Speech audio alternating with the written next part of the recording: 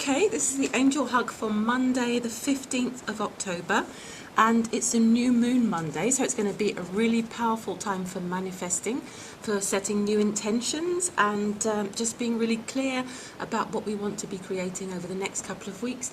Anything that is started now in terms of relationships in particular, because the new moon is in the sign of Libra, which is all about relationships, partnerships of all kinds, of all descriptions, is likely to grow because the moon will be growing or appearing to grow in the sky. So it's a good time to set those intentions today. Let's see whether there's anything about that in the Angel Hug.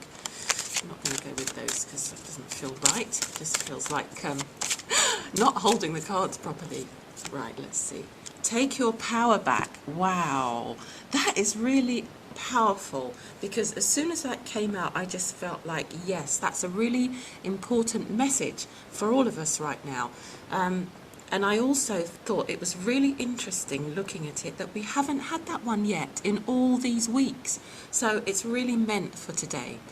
So the way that I'm feeling this in terms of partnerships, in terms of the new moon, in terms of this beginning of a wonderful new week, is that there is a place inside us sometimes where we are looking for a connection with someone else in order to help us really to resolve things that we need to resolve within ourselves first.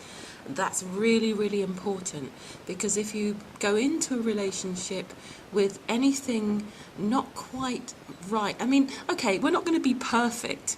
We're not going to be perfect while we have these bodies and these personalities for the time being in this dimension and in this process of shifting, which is all about perfecting rather than perfection.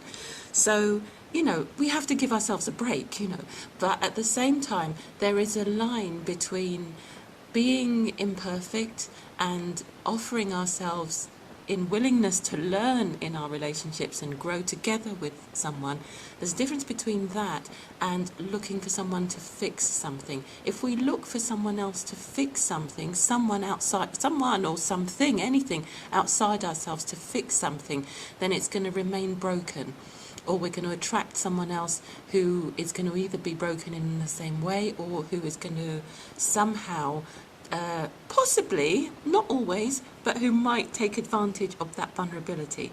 So really it's about taking stock, being true to ourselves, being honest with ourselves about where we need to really see ourselves as these empowered beings who are capable of doing, being, becoming what we really, the vision that we really see for ourselves and our lives as individuals.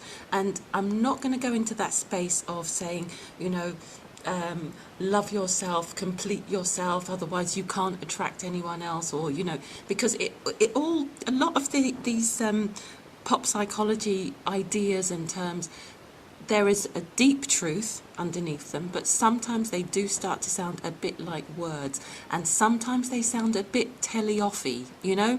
And I think we're kind of sometimes telling ourselves off to the point where we're telling ourselves out of talking ourselves out of ever having relationships. So it's not about that. It's really just about having the ability to keep returning to ourselves, having practices, spiritual practices that enable us to feel connected to the divine, connected enough to the divine, to our higher selves, to that really centered, still, pure, peaceful place inside us that means, no, I don't need to go off on a love rush to find someone else to make me feel good.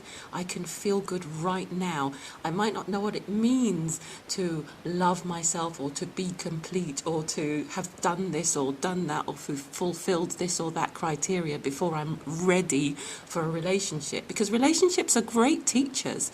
I might not know what any of that means, but I know how to keep coming back to myself and being filled up with that spirit, that feeling of completion and connectedness and wholeness within myself. I know the things that please me. I know the hobbies that excite me. I know the career that thrills me. I know what I'm here to do on this earth. I know who I am, and that fills me up, and everything else just adds to that joy. Everything else is just like the cherry on top. So that's it. Take your power back today. Enjoy your creations, enjoy dreaming from that position of being empowered rather than manifesting someone to come and make it all better, and just see what comes to you. See what comes to you maybe from a deep meditation, a space of fullness. Right, that's quite a lot for a Monday, so enjoy, and I'll be back tomorrow. Bye.